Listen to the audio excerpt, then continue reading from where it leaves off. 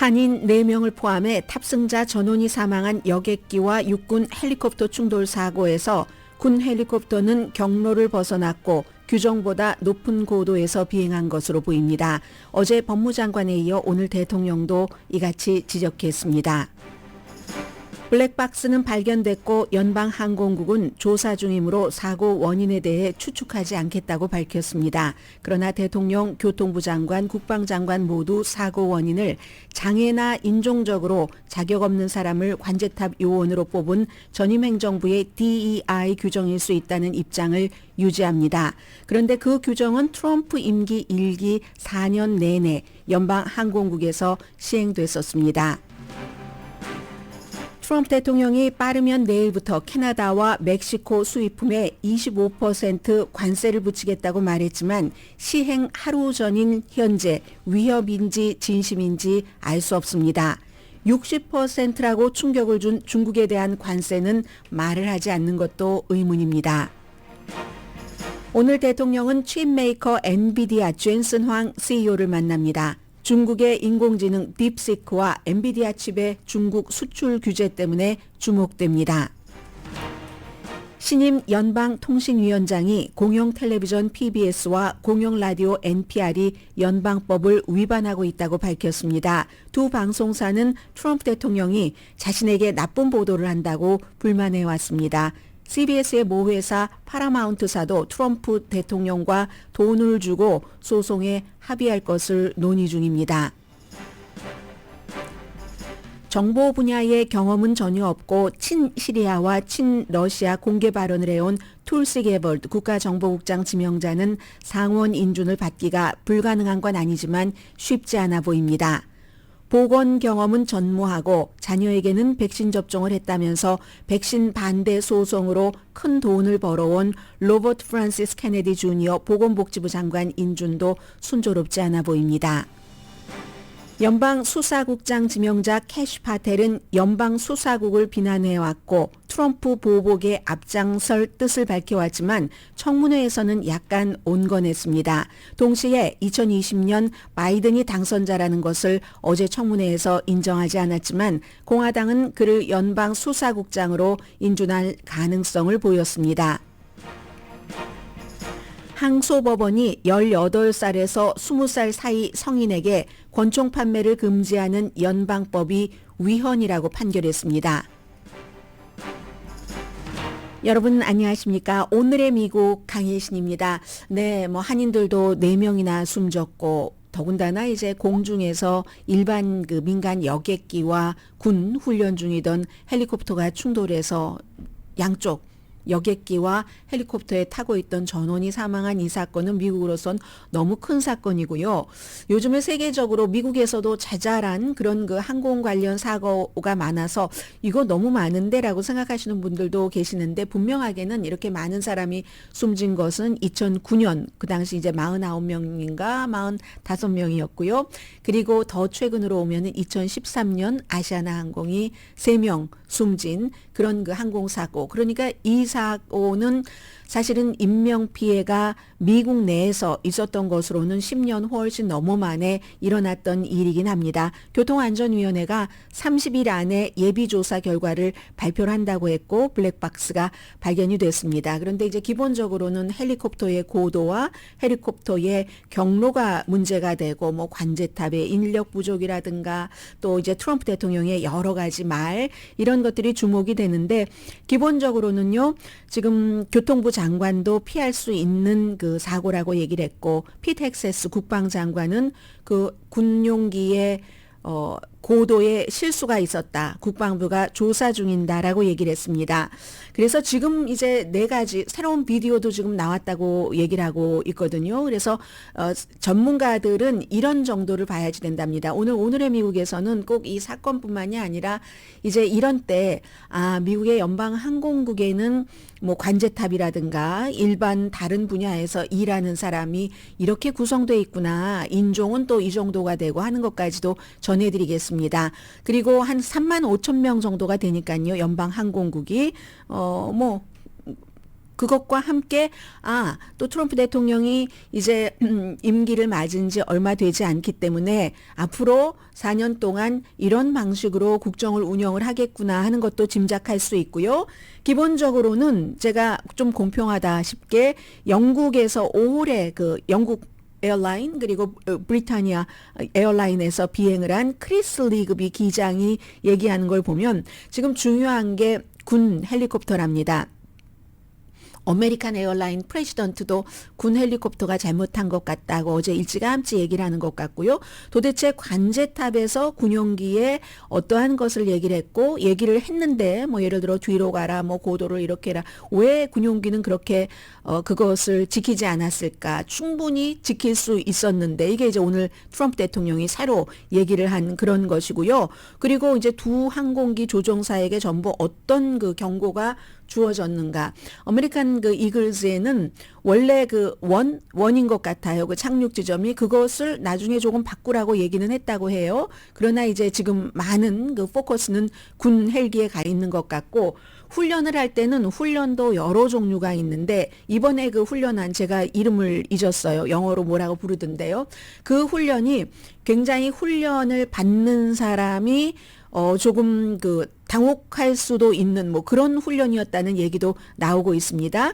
기본적으로는 관제탑의 인원이 참 부족했다. 지금 이제 이런 항공사고가 일어나니까 나는 비행기 탈 때 어떻게 해야지 되지 하고 걱정들을 많이 하시는데 특히 로널드 레이건 공항은 수많은 사람들이 다니고 의사당도 있고 백악관도 있고 그리고 개인 비행기들도 수없이 다닙니다. 지금 생각을 해보세요. 워싱턴에 일론 머스크가 갈 때, 제프 베이조스가 갈 때, 누가 갈 때 다 개인 비행기 같은 것을 타고 다니기 때문에 너무너무 비지한 그런 공항인데 그 관제탑에 한 30명 있어야지 되는데 그 목표가 그런데 한 19명밖에 채우지 못했다고 하고요. 그래서 아주 자주 미국 사람들이 자주 일주일에 6일을 하루에 10시간 근무한다. 이거 정말 있을 수 없는 일인데 이런 일들 상황에서 일어났다고 하고요.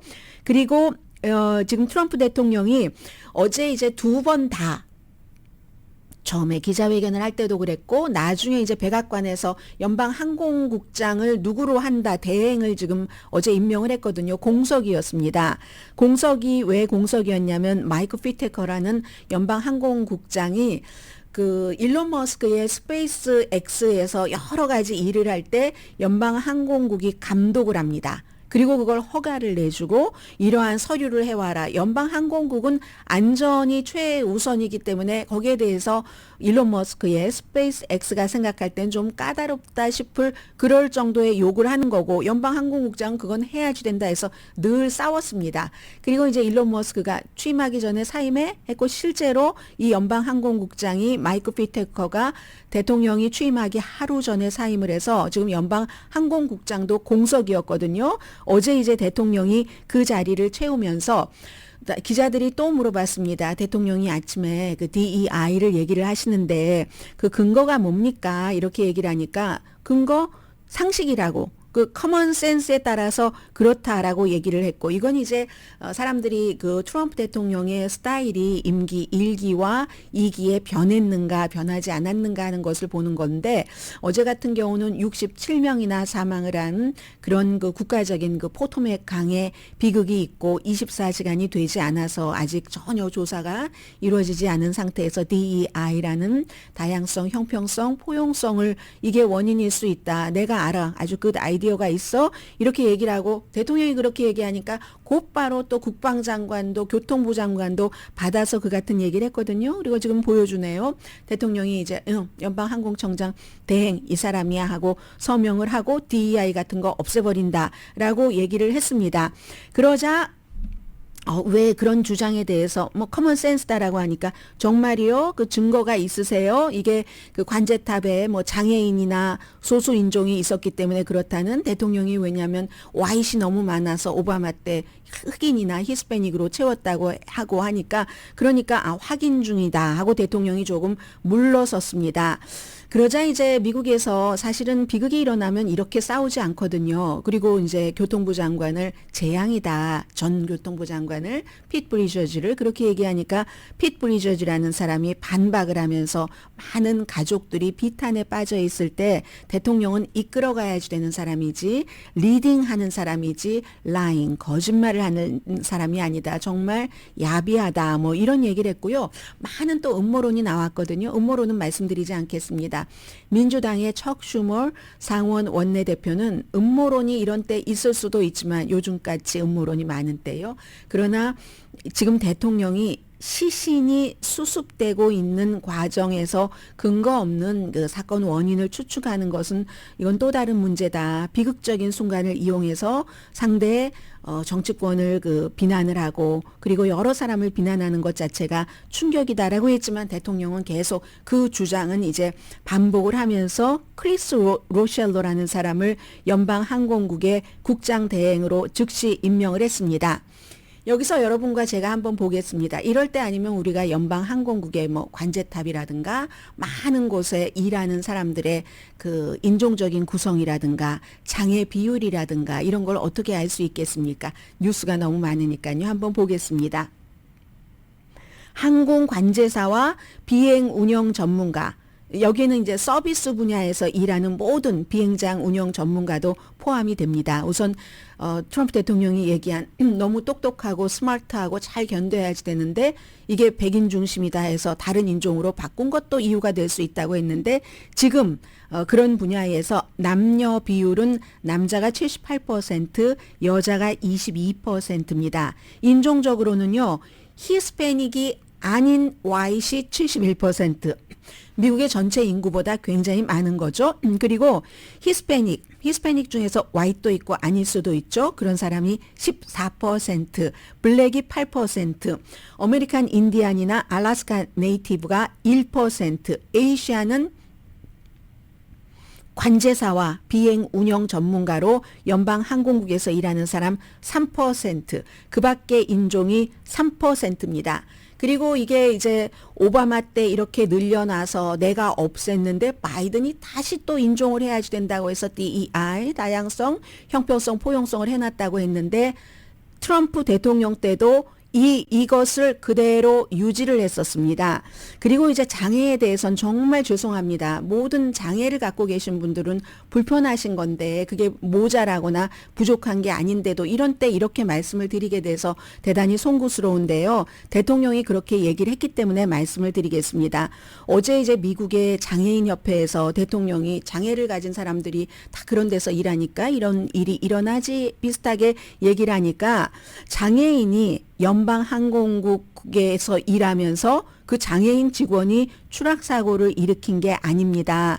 대통령이 이 같은 비극을 이용해서 다양성에 뭐 인종이 됐건 약한 사람이 됐건 거기에 반대하는 그런 것을 추진하는 것은 정말 부적절합니다. 그렇게 하면 모든 미국인들이 덜 안전해집니다. less 안전해집니다라고 하는데 대통령이 어제 얘기한 연방항공국의 채용 안내서에 적혀 있는 그리고 실제로 그렇습니다. 이게 근데 사실은 대통령이 되고 나서 12월 달에 내려졌는데요. 그거보다 더 중요한 얘기는 뒤에 있습니다.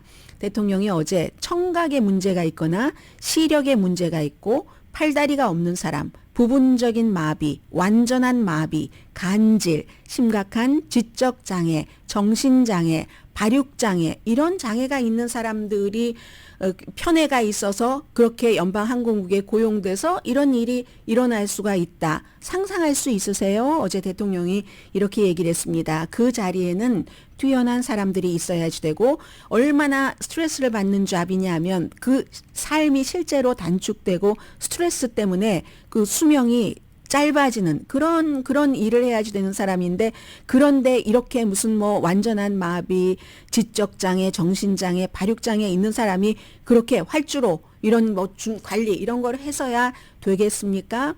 이런 얘기를 했습니다.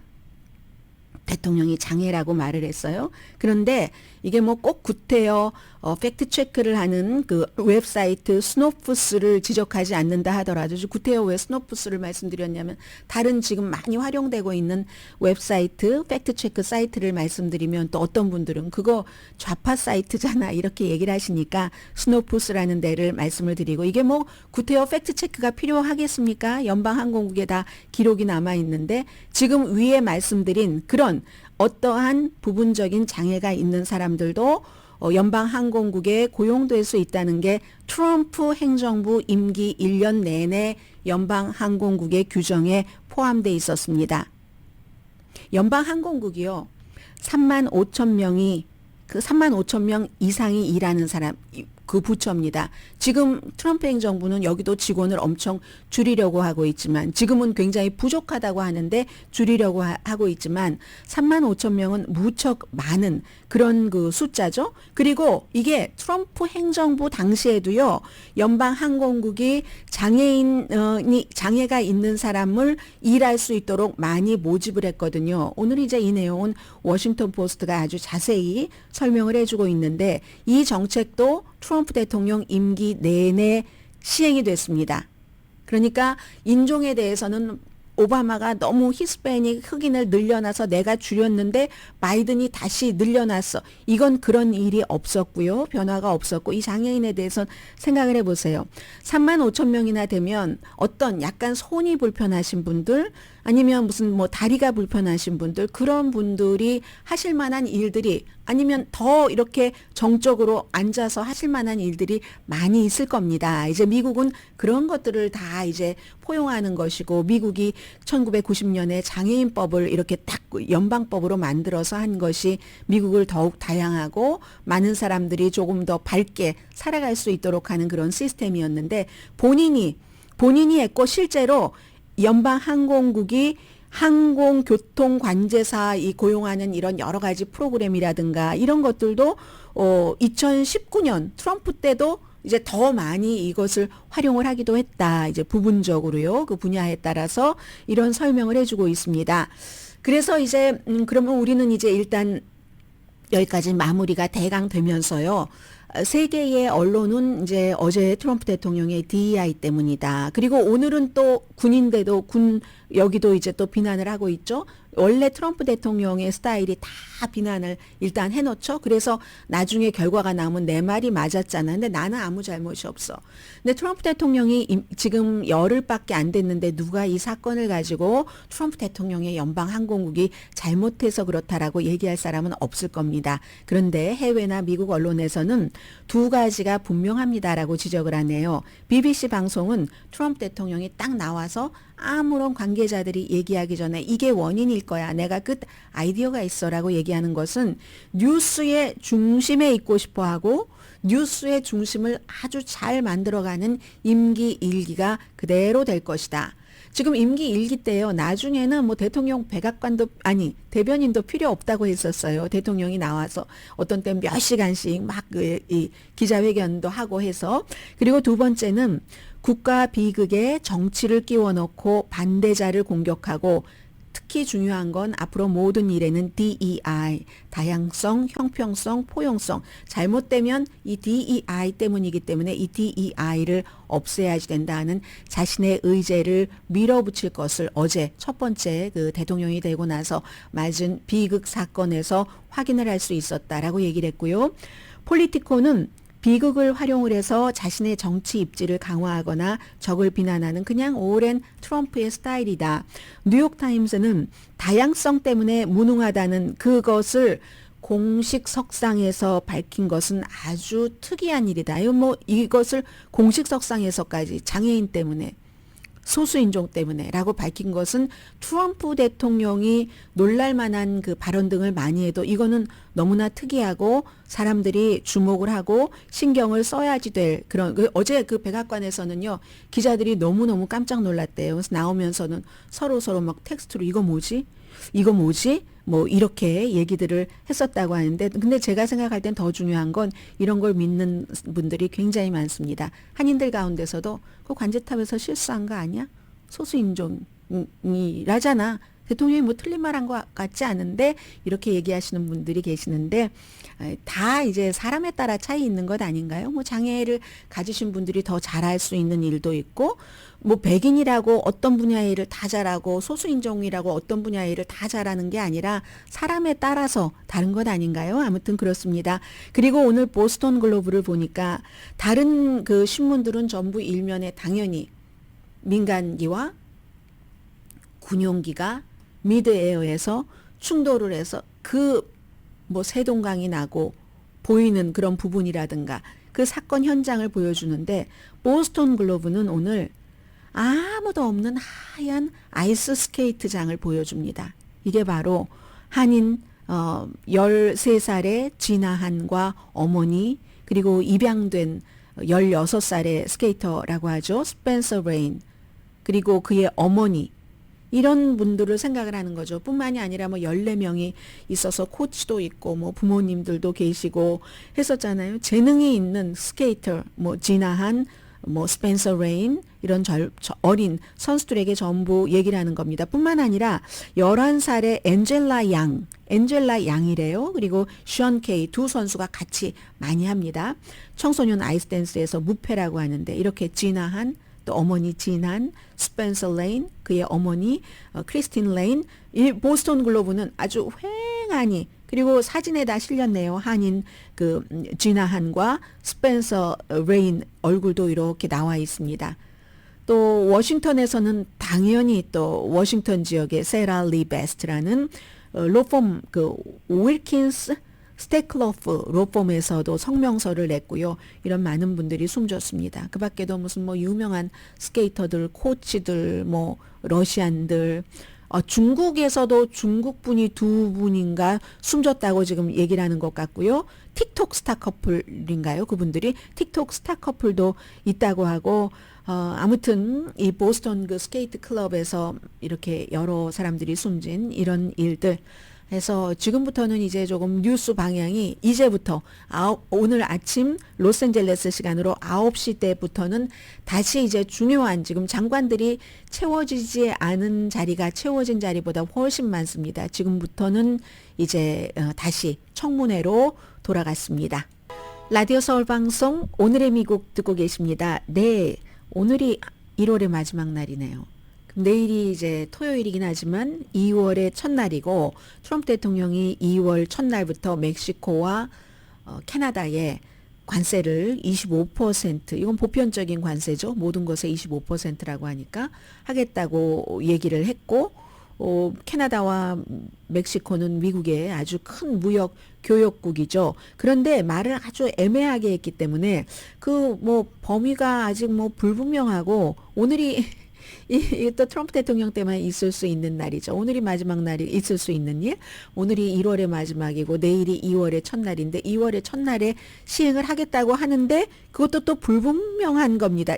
이런 관세 부과의 이유에 대해서는 이민과 펜타닐이 미국으로 캐나다 국경과 멕시코 국경으로 통해서 들어오기 때문에 그걸 해결할 때까지는 이렇게 하겠다. 이제 뭐 부분적으로 맞고 부분적으로 무리가 있는 그 주장이라는 게 이제 전반적인 뭐 그런 그 평이기는 합니다. 그래서 대통령이 말할 때요. 우리는 그 캐나다나 멕시코가 갖고 있는 물건 필요 없다. 모든 오일도 다 갖고 있고 모든 나무 즉 목재도 갖고 있다 이렇게 표현했거든요. 근데 모든 오일을 다 갖고 있다고 했는데 그러면서 또 그 뒤에는 캐나다에서 오는 오일에는 관세를 안 붙일 수도 있고 조금 좀 생각 좀 해보고 이렇게 얘기를 했습니다. 그럼 면제될 수도 있다고 얘기를 하고 우리가 오늘 밤에 결정을 내릴 수도 있고 결정을 내리지 않을 수도 있고 뭐 이렇게 얘기하니까 모든 것은 이제 불확실성 때문에 캐나다 뭐 달러도 미국 달러에 비해서 엄청 그 내려가고 당연히 두 나라가 보복을 하겠죠. 보복을 하겠지만 미국이 그들 나라에서 사는 것이 미국 것을 사가는 것보다 더 많을 것이기 때문에 아마 타격이 될 겁니다. 그런데요. 오늘 그 텍사스에서 발행되는 신문을 보니까 텍사스 비즈니스 협회의 CEO인 글렌 해머 씨가 텍사스 트리뷴이에요. 인터뷰를 하는데 이거 좀 봐야지 될 것 같아요. 우리 wait and see라고 기다려서 조금 봐야지 될 것 같습니다. 내일인데 그걸 기다려서 봐야지 된대요. 왜냐하면 이렇게 되는 경우는 아무리 대통령이 수출하는 국가에서 돈을 내는 거라지만 그게 아니라 이제 소비자가 돈 내는 것은 다 알고 계시죠? 뭐 복잡하게 생각하시지 마시고 소비자가 돈을 그 물건 더 비싸진 것을 관세에 대해서 소비자가 세금을 내는 거나 마찬가지가 되는 거죠. 그렇게 되는 경우 캐나다 오일 필요 없다고 하는데 캐나다 오일이 필요 없으면 왜 수입을 하겠어요? 그런데 이 오일이 무슨 문제가 있냐면 관세를 안 붙여도 좀 문제가 되는 게 캐나다 오일을 정유하는 것과 미국에서 생산되는 오일을 정유하는 그 정유 시설, 정유 기구, 도구가 다르답니다. 그래서 미국에서 캐나다 오일을 안 받을 수가 없는 거예요. 왜냐하면 부족한 부분을 미국 거를 그럼 배럴을 많이 만들어서 하려고 하더라도 정유 시설이 지금 그렇게 셋업이 돼 있기 때문에 구조가 이제 그런 문제가 있고 이 텍사스의 그 비즈니스 협회의 CEO가 어쨌든 캐나다 오일에 대해서 그러면 오일 값이 올라가는 게 당연하고 인플레이션을 낮춘다는 약속을 대통령이 못 지킨다. 다른 거 다 그냥 떼어놓고 뭐 DEI가 어떻다 무슨 학교에서 뭐를 어떻고 성에 대한 어떤 정책이 어떻고 이런 것은 그냥 넘어갈 수 있는데 경제 때문에 뽑은 거 아니야? 근데 내가 요즘 달걀 값이 굉장히 비싸진데요. 뭐 또 뭐 12개들이가 다즌이 뭐 $10 넘는 데도 있다고 하던데 그럼 이거 왜 그랬지? 하는데 대통령이 그걸 모르겠습니까? 누구보다도 가장 그런 것을 잘 아는 사람이 트럼프 대통령이기 때문에 본인이 인플레이션을 낮춘다는 약속을 이렇게 관세를 내게 해서는 이루지 못한다는 걸 알기 때문에 어떻게 할지 wait and see 기다리고 지켜보겠다 하는 겁니다. 그리고 콜롬비아와는 지난번에 이렇게 해결이 됐는데 콜롬비아하고 캐나다, 멕시코는 비교가 안 됩니다. 그 무역 거래량이 한 20배 정도 이상 더 많을걸요. 캐나다, 멕시코와 미국이 거래하는 게 미국이 콜롬비아와 거래하는 것보다요. 그래서 아마 뭐 지켜보자 하는 그 모두인 것은 트럼프 자문단이 아직 확실하게 결정을 못한 것 같아요. 그러니까 이 maybe 25% 일괄적이야. 이게 아니라 어쩌면 타겟된 보편적인 관세가 아니라 타겟해서 뭐 품목별로 할지 그건 잘 모르겠어요. 아니면 또 2월 1일부터 하려고 했는데 아니 그냥 열흘 한 달 시간 더 줄게. 우리 크레딧 카드에 뭐 그레이스 피리어드 있듯이 그런 식으로 하지 않을까라는 생각들도 하고 있는 것 같습니다. 그런데 저는 가장 흥미로운 것은 어디에도 여기에 대한 답변이 없거든요. 2월 1일부터 중국에 대해서도 10% 관세를 붙이겠다고 했습니다. 그 전에는 10%가 아니라 60%라고 했었어요. 그런데 그 말이 없어요, 지금. 그 말이 없는데 그 말이 왜 없는지에 대해서 다들 모르는 것 같아요. 얘기들이 없습니다. 그래서 이제 뭐 그냥 고민하고 있다. 이 정도 얘기는 했는데 내일부터 중국에 대한 관세는 시행하지 않는다. 이런 얘기를 하고 있고요.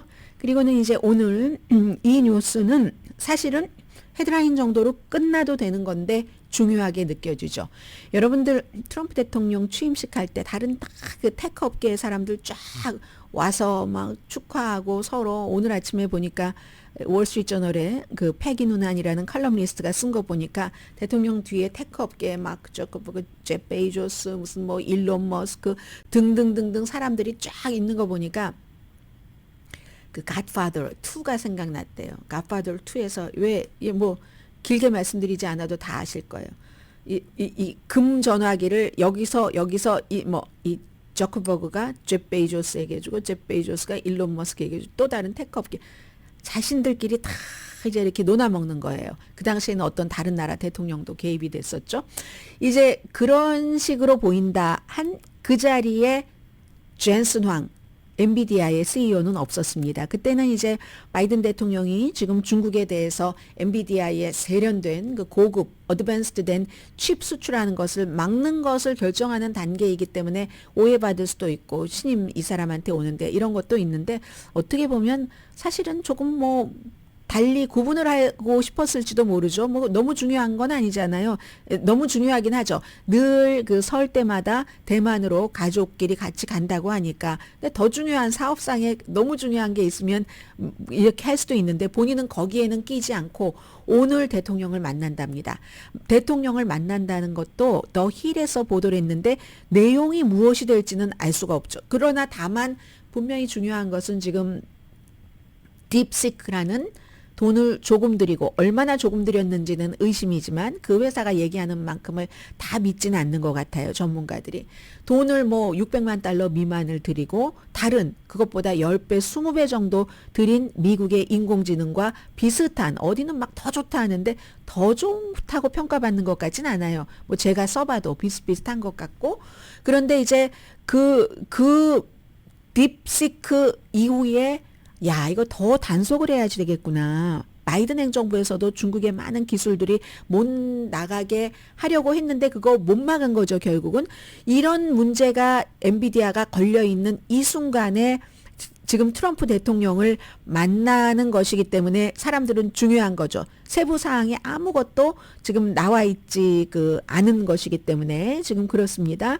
지금 이제 그 정도 문제예요. 그 정도 문제이고 또 하나는 제가 이 청문회를 조금 뒤에 말씀드리고 하나를 더 말씀드리자면은 연방통신위원회가 이 방송에 관한 많은 것들을 관장을 하죠. 그런데 공영방송에 대한 조사를 시작을 했습니다. 보통 많은 분들이 뭐 특별히 뭐 진보다 보수다 가리지 않고 그래도 뭐 PBS, NPR 하면은 점잖은 방송이다라고 생각하는 게 중평입니다. 그런데 이 FCC 연방통신위원장이죠. 브랜든 칼 트럼프 대통령이 이제 임명을 한 사람입니다. 이 공영방송이 비상업적 교육방송인데 말이야. 상업적 광고를 방송을 해서 연방법을 위반하고 있다. 그러니까 뭔가 조심해라. 그리고 우리가 조사 들어갈 수도 있어. 돈을 안 줄 수도 있어. 뭐 이런 얘기죠. 물론 PBS나 NPR이 뭐 돈의 뭐 90%, 50%를 연방 자금으로 운영되지는 않아요. 이제 어느 정도의 자금을 연방에서 받고 또 나머지는 누군가가 그냥 뭐 조건 없이 기부를 하는 식도 있고 어떤 때는 얘기를 하죠. 이 광고 자체가 나오진 않아요. 뭐 갑자기 뭐 우리 X가 이렇습니다 하고 나온다던가 포드 자동차가 새로운 모델을 만들었습니다 이렇게 나오진 않지만 어떤 때 그냥 페이스북이 저희를 지원하고 있습니다. 이런 식으로 한마디 그런 멘트 정도는 해주잖아요.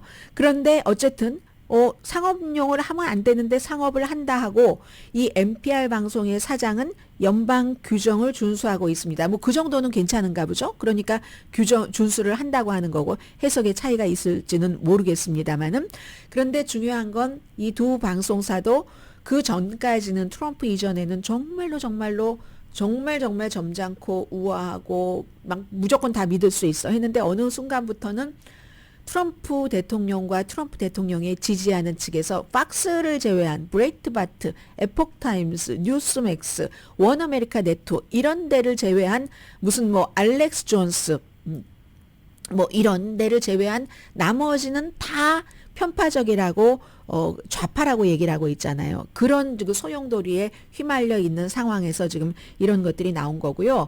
또 하나는 CBS의 모 회사인 파라마운트도 60미닛에서 트럼프 대통령은 60미닛 인터뷰를 안 했고 대통령 후보들은 다 해왔는데 안 했고 카멜라 해리스는 했는데 카멜라 해리스가 예상보다는 CBS의 60미닛 인터뷰를 잘했다 하는 게 나오자마자 트럼프 대통령이 저거 편집을 해서 카멜라 해리스에게 유리하게 했어 라고 얘기를 했고 CBS 60미닛은 우리 그런 것 없다. 사실을 왜곡한 것 없다 해서 트럼프 대통령이 당시에 이제 소송을 했어요.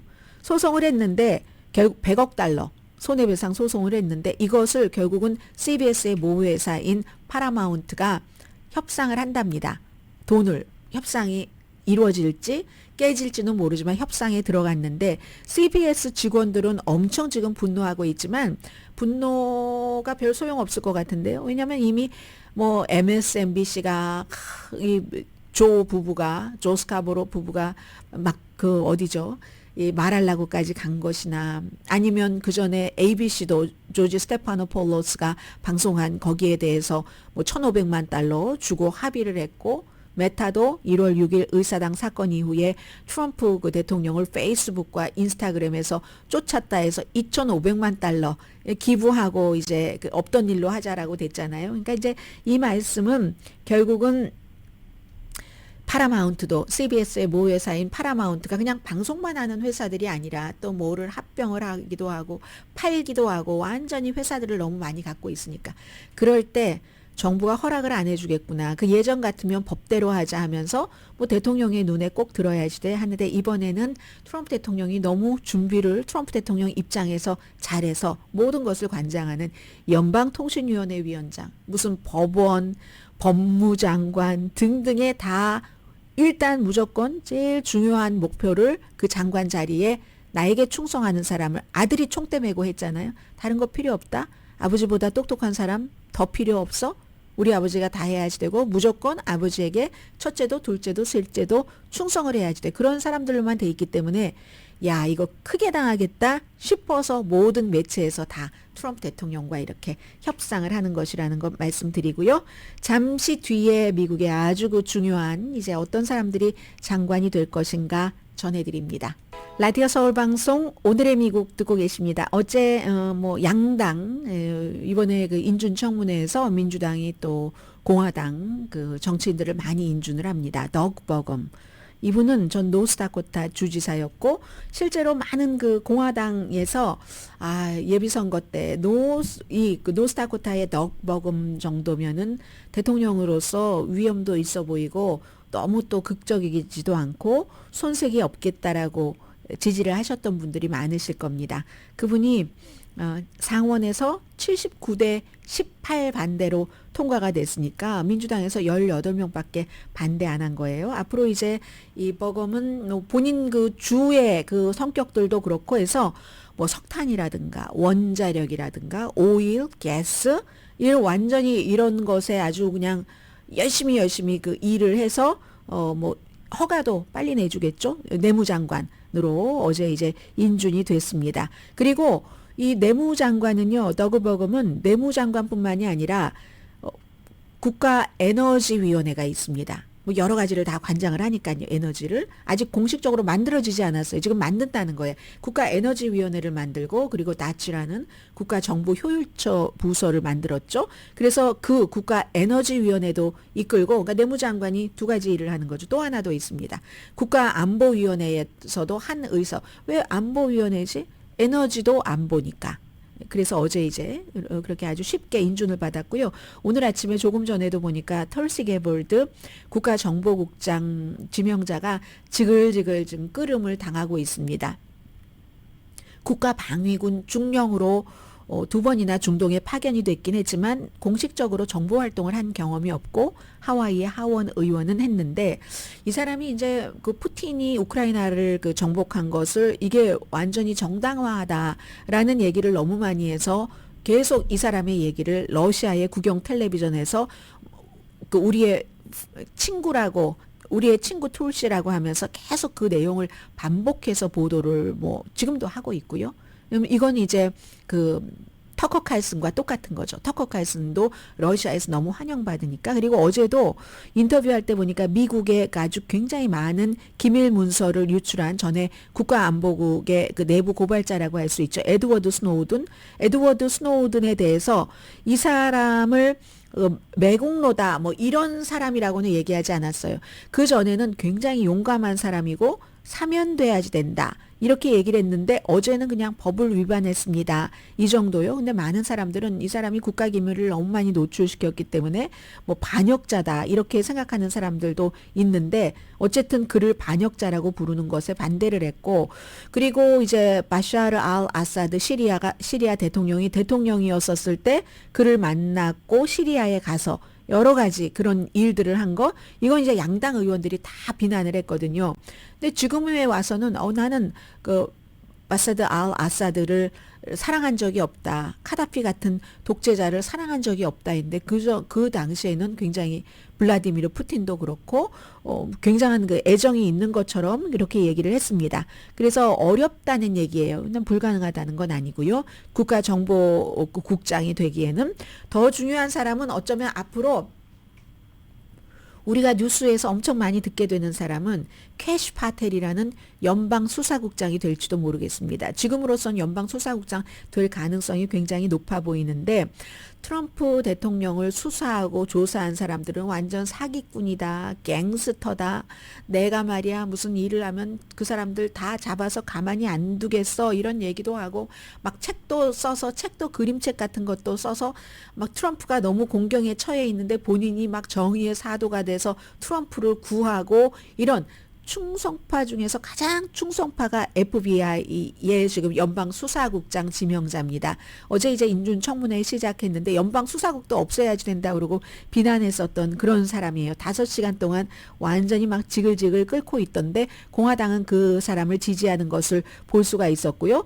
예를 들어서 이런 질문에 답변을 안 합니다. 1월 6일 의사당 폭동 사건에 대해서 대통령이 전면적인 사면을 내린 것이 잘못된 일인가? 그전에는 이거는 이 사람들 절대로 벌해서는 안 된다 이런 그 얘기를 많이 했었는데 어제는 저는요 법 집행기관에 대해서 폭력 쓰는 것을 항상 거부하고 있습니다. 그게 폭력이었다는 것을 인정을 하는 거예요. 그런데도 대통령이 사면한 것이 잘못이다 아니다. 이건 또 말할 수도 없겠죠. 대통령이 본인을 지금 뭐 수사국장으로 만들어주겠다고 하는데 그 말을 어떻게 답변을 하겠습니까? 아무튼 연방수사국이라는 본인이 수장이 있을 그 기관을 공개적으로 늘 비판을 해왔었지만 어제는 조금 온건하기는 했지만 아무튼 딥스테이트 그리고 이런 거 큐아난 음모론 같은 거 엄청나게 많이 믿으면서 무슨 어린이를 좋아하는 그런 그 집단이 미디어에도 정치계에도 기업에도 다 있어서 뭐 피자 게이트 같은 거 있잖아요. 있지도 않는 그런 곳. 그래서 피자 가게 가서 공격하고 이런 것에 엄청난 그 음모론을 지지를 했었던 그런 사람입니다. 그런데도 불구하고 어제 그 공화당에서 하는 것 보니까 청문회 인준이 될 것 같다라고 생각하는 전문가가 많은 것 같고요. 또 한 사람은 어제 많이 말씀드렸으니까 그러니까 로버트 프란시스 케네디 주니어는 오늘로서는 조금 어려워 보이기는 해요. 여전히 다른 많은 이슈도 있지만 백신 맞으면 자폐증 걸린다 이렇게 주장을 하면서 계속 돈 벌어왔던 거 여기에 대해서 사모아 총리가 어제는 또 비난을 했습니다. 2019년도에 로버트 케네디 주니어가 그런 말을 공식적으로 하고 엄청나게 함으로 인해서 사모아가 인구가 많은 곳이 아니죠. 미국령 사모아가 그때 그 홍역 이 백신 접종을 받지 않아서 아이들이 적어도 그 해에 2019년도에 83명이 숨졌다. 그러니까 결국은 백신에 대한 그 오해가 될 수 있는 것을 사실로 막 주장을 하고 지금은 청문회니까 괜찮다라고 얘기를 하고는 있는데 나 백신 반대하는 사람 아니야라고 얘기를 하고는 있는데 그 말을 어떻게 믿을 수가 있는가 하는 그런 일들인 것 같아요. 자, 잠시 뒤에는 무슨 뉴스가 남았나요? 총기 관련 뉴스가 남았네요. 전해드립니다. 라디오 서울 방송 오늘의 미국 듣고 계십니다. 대통령이 얘기한 내일부터 멕시코와 캐나다에 대한 그 관세 부과가 된다면 제일 타격을 받는 것은 자동차가 되겠죠. 25% 세금을 올리면 몇만 달러 자동차가 몇만 달러가 되는 겁니까? 그게 있고 오일 당연하고요. 또 하나 아보카도 값이 멕시코에서 비싸지니까 오는데 아보카도 그러면 곽화몰래 만드는 비용도 비싸지고요. 그래서 어떤 부분은 이제 그런 그 업체에서 수입 업체에서 많이 사놓기도 했는데 가정에서도 마찬가지일 거예요. 중국 관세 보낼지 모른다 하니까 휴지 등등 많은 것을 사놓으셨는데 한계가 있죠. 무엇을 사려고 하면은 창고에 가져다 놔야지 되는데 그 창고는 또 무료가 아니죠. 창고 비용도 있고 그런 문제도 있고 이제 오래 보관할 수 있는 거 아니면 아보카도나 다른 모든 야채, 꽃 이런 것들은 보관을 할 수 그 유효 기간이 너무 짧아서 며칠밖에 안 되는데 그러니까 이제 어쩔 수 없는 그런 부분들이 있어서 만약에 시행되면 여러 가지 특히 이제 자동차 자동차 같은 경우는 수십 년 동안 멕시코에서 제조하고 뭐 부품 넣고 미국으로 와서 팔고 하는 것들이 됐는데 그 오늘 그 월스트리트저널의 그 패기 누난이 쓴 칼럼의 제목 자체가 올드한 질서, 오래된 질서는 이제 다 깨지는 타이밍이다. 이렇게 얘기를 했습니다. 어느 정도인지는 모르지만요. 그리고 올드한 것이 깨질 때는 깨져서 좋은 점들이 분명히 있고 그러나 그런 것들을 너무 급하게 깨면은 파편이 막 튀어서 다치는 사람들도 있을 테니까 어느 것이 더 많으냐 뭐 이런 것들이 문제가 되겠죠. 항소법원이 18살에서 20살 사이 미국인에게 권총 판매 금지하는 것을 연방 규정이 있는데 그 연방법이죠. 연방 핸드건이요. 그 연방법이 위헌이라고 판결을 했습니다. 18살에서 20살이니까 뭐 어정쩡한 성인이죠. 21살이 아니라 제5 연방 순회 항소법원인데 제5 항소법원이 제일 보수적인 곳입니다. 이 수정헌법 2조를 이렇게 확대를 해보면 18살에서 20살 사이 개인들도 무기를 가질 수 있다. 그런 그 국민들도 이렇게 얘기를 했는데 이게 사실 지난 수십 년 동안 권총은 핸드건은 21살이 돼야지 살 수 있는 것이었는데 바뀌었죠? 이 판결에 대해서 바뀐 거죠. 바뀌었기 때문에 결국은 이 바뀐 것에 좋아하는 사람들이 많겠죠. 청소년들이 청소년은 아니네요. 18살에서 21살까지가 핸드건을 살 수 있다. 그리고 뭐 총기협회 같은 데서 엄청 좋아하겠죠. 그런데 이것도 이렇게 나온 게 연방대법원에서 조금 총기 규제에 대해서 느슨한 판결을 내리니까 항소법원도 이런 판결을 내릴 수 있었거든요. 근데 또 하나 꼬이는 점은 또 연방대법원에서는요. 얼마 전에 그 판결을 한 그 똑같은 제5 항소법원에서 가정폭력이 있는 사람도 총기를 소지할 수 있다. 이건 또 연방대법원에서 안 된다. 너무 많이 해석을 한 거다라고 얘기를 했거든요. 결국은 이 문제도 연방대법원까지 갈 수밖에 없다는 얘기가 되겠죠. 총기에 대해서요. 10시에 브라보 마이 라이프 방송됩니다. 많은 일들이 있어서요. 우리가 이제 중요한 뉴스가 딱 떨어지면 작은 그 큰 슬픔 앞에 작은 슬픔이 다 날아가 버리는 것처럼 모든 것들이 다 날아가잖아요. 여러분들은 어떠세요? 저는 마리아느 페이스풀이라는 그 가수를 굉장히 그 좋아했었는데 많은 분들이 그러실 거예요. 뭐 제일 딱 눈에 띄는 걸 롤링스톤스의 애인이었다. 어렸을 때 너무 청초했어. This little bird and somebody 그런 거나 아니면 뭐 As time goes by 같은 거요. As time go 하는 거 아니면 Goodbye Ruby Tuesday 78세로 세상을 떠났답니다. 그래서 어제 이 바쁜 와중에 밤중에 한참 마리아느 페이스풀 그 음성 들었잖아요. 어렸을 때 청초함 나중에 허스키 강혜신이었습니다.